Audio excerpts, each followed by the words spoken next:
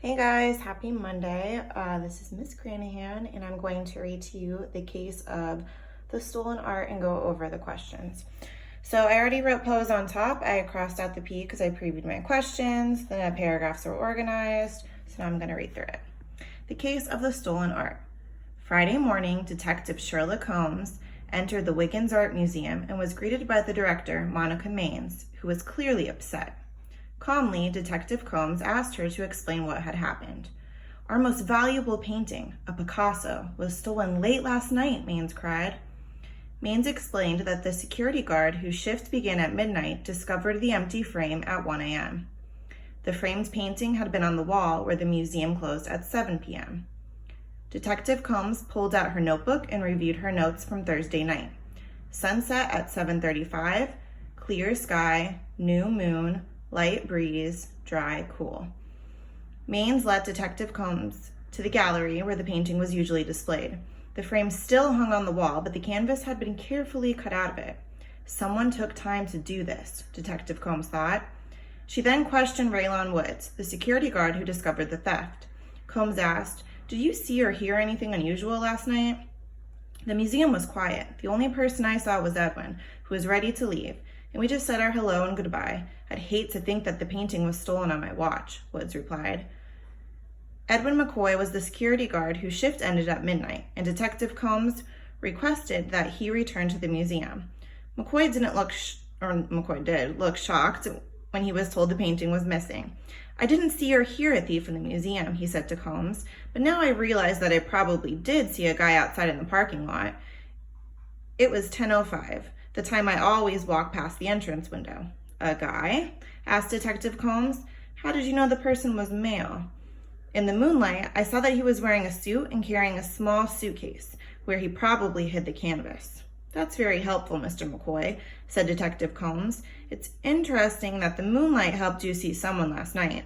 There was a new moon last night, so there was no moonlight. Perhaps you can begin telling us what really happened to Picasso's painting." All right, so then over here for our questions, the first one said, "Which genre of fiction is the case of the stolen art?" And you may have had to turn back to page 2 to look at what these genres are. We know it's not a fantasy because it had real things that could have happened. This isn't a story passed on from generations. So you should have been stuck between mystery or historical fiction because Picasso paintings are real. But this one is a mystery because they are trying to solve something. For number 2, read the sentence from the story. "Someone took time to do this," Detective Combs thought. Which text evidence best explains how Detective Combs makes this inference? So before I read through them, I do want to look over at paragraph 4, where I saw him say that. It says, "Maines led Detective Combs to the gallery where the painting was usually displayed. The frame still hung on the wall, but the canvas had been carefully cut out of it. Someone took time to do this," Detective Combs thought. So this paragraph might help me. The painting was still on the wall when the museum closed at 7 p.m. That one doesn't make sense. B, a security guard discovered the empty frame at 1 a.m. That wasn't why he said it. C, the frame is still hanging on the gallery wall. Or D, the canvas has been carefully cut out of the frame. And the best answer for this one is D, because we have our evidence.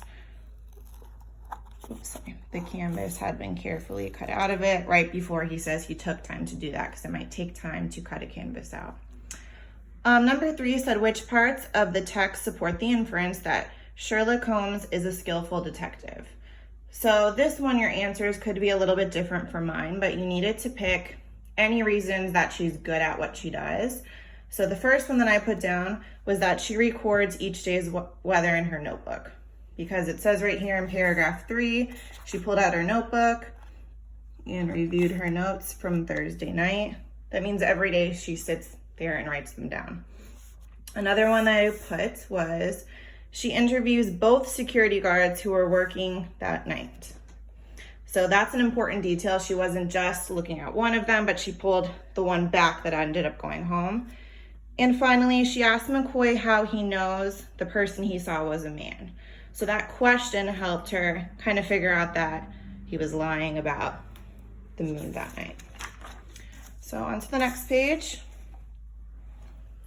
Number 4, part A. What causes Detective Combs to suspect that McCoy is lying? So what makes her start to think that? So the first one, he acts surprised to learn the painting is missing. B, he walks by the window every night at exactly 10:05. C, he says that he saw a man in the parking lot by moonlight. Or D, he says that he saw someone carrying a small suitcase. Now, looking back at the story, after he explains in paragraph 7, I didn't see a thief, I realized I did see a guy outside in the parking lot.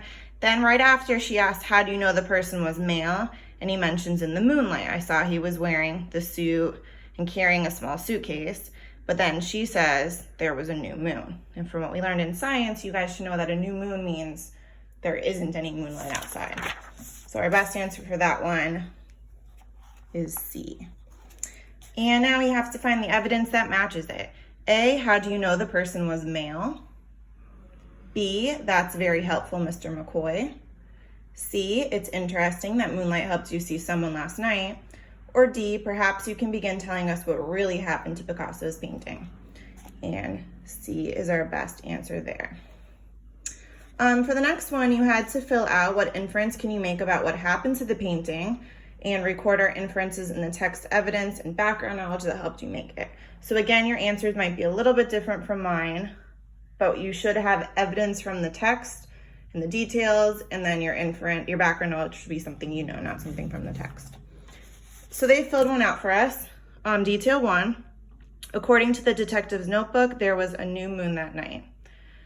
For detail 2, I put McCoy said he saw a man in the parking lot by moonlight. That was something from the text that McCoy said.